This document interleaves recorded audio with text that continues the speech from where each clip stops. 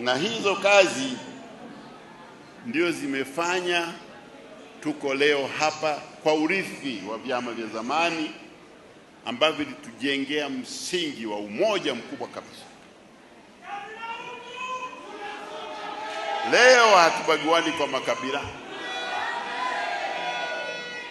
Leo hatubaguani kwa dini. Lakini kuna watu huko wanaimezea mate amani, hawajui msingi wake. Wanatamani kuona tunaruana na kuuana sisi kwa sisi. Wameshindwa siasa, wanataka fujo. Wanataka kuondoa amani, badala yake wapitie kwenye fujo.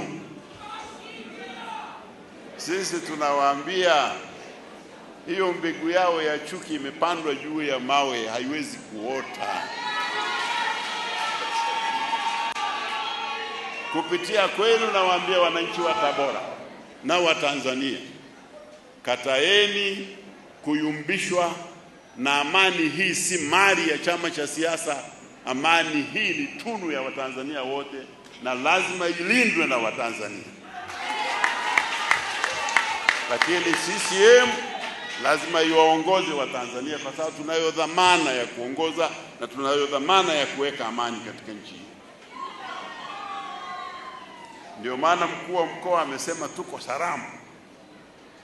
Hasemi maneno yake, anasema mambo ya nchi, kwamba tuko salama. Maana yake tuko salama kweli.